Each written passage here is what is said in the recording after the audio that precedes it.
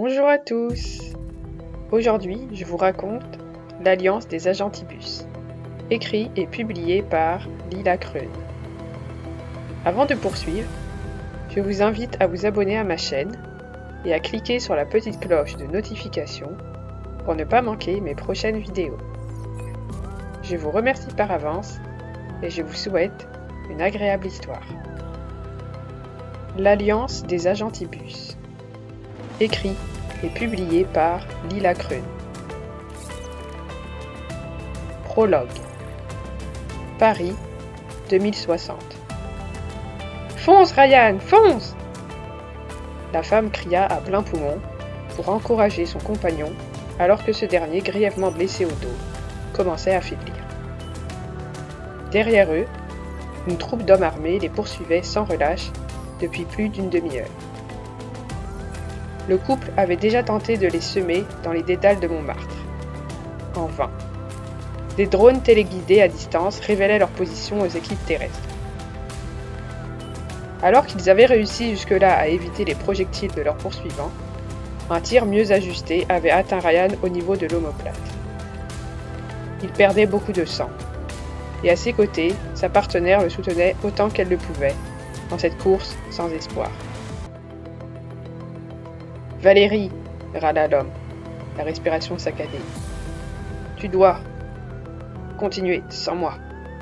Ils vont nous rattraper. »« N'y compte même pas. Je ne t'abandonnerai jamais. »« Laisse-moi, va-t'en !»« Il ne faut pas tomber entre leurs mains. Va rejoindre. » Il ne put finir sa phrase, plié en deux par une douleur fulgurante à la poitrine. Au même moment, une salve, plus précise que les précédentes, perça de 1000 trous le mur en béton qu'il venait juste de dépasser. « Je ne vais pas te laisser crever comme un rat. Ils n'ont pas l'intention de nous garder en vie, Ryan. Ils veulent faire un exemple et tuer l'Alliance par la même occasion. C'est pour ça que tu dois partir. » Avisant une porte cochère entr'ouverte sur la route, le couple s'y engouffra en désespoir de cause. L'homme était à bout de force et ses jambes ne le portaient plus. La femme enclencha le verrou intérieur pour retarder leurs poursuivants aussi longtemps que possible. Un long filet de bave sanglante sortait de la bouche de son acolyte. Le souffle court ne tiendrait pas longtemps ainsi, sans soin. Mon arme. Je veux combattre jusqu'au bout. Partir dignement, comme un homme. Valérie vérifia le chargement du fusil mitraillette avant de le tendre à son compagnon. Ce dernier retira le cran de sécurité de l'arme et jeta un regard doux à sa compagne. Il ajouta avec résignation. « Nos enfants, tu dois les protéger. Parle-leur de l'Alliance. Qu'ils en parlent à leurs enfants et que l'espoir ne meure jamais dans leur cœur. » La jeune femme acquiesça silencieusement, les lèvres tremblantes, tâchant d'étouffer les sanglots de désespoir qui montaient à ses lèvres. Pourquoi, Ryan? Pourquoi cela doit-il finir ainsi?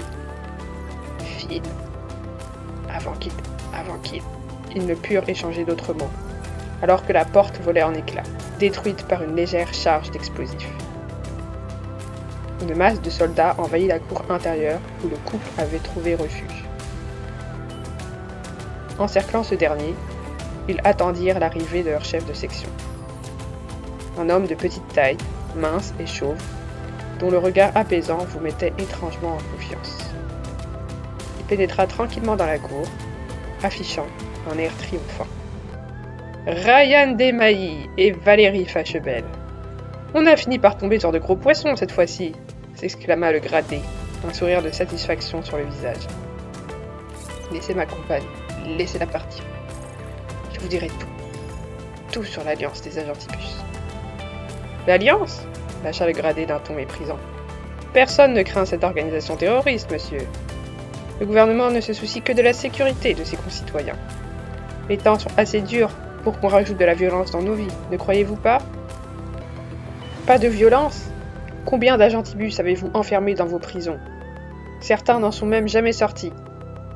Vous nous avez tiré dessus à plusieurs reprises, et à présent mon ami a besoin de soins. Mes hommes vont le déposer à l'hôpital le plus proche. Quant à vous, madame, je vais vous escorter personnellement jusqu'à un de nos centres de détention. Tout d'abord pour les multiples délits que vous avez déjà commis, mais aussi pour votre dernière tentative de sabotage sur la centrale nucléaire de... Il n'acheva pas son énumération. Un de ses soldats venait de s'écrouler en hurlant, touché à la cuisse. Avant qu'il ne puisse réagir, Valérie lui asséna un violent coup de genou dans l'entrejambe et l'assomma avec la crosse de son arme. S'ensuivit un combat au corps à corps entre les militaires et les nouveaux arrivants. Certains d'entre eux avaient rapidement aidé Ryan à se relever et l'emmenaient dans une camionnette garée à l'extérieur. Les drones gouvernementaux s'agitaient déjà dans les airs, annonçant l'arrivée imminente de nouveaux renforts. « Valérie, il faut partir, le temps presse !» cria un des hommes masqués, venu à leur rescousse. La jeune femme ne répondit pas tout de suite. Elle regardait pensivement l'homme qui gisait inconscient à ses pieds. Un de ses anciens camarades d'escadron. Comment le désir d'un avenir meilleur avait-il fini par autant diviser les gens? J'espère que cette histoire vous a plu. Si c'est le cas, n'hésitez pas à me le faire savoir en commentaire. Je serai ravie de les lire et d'y répondre. À très bientôt pour la prochaine vidéo.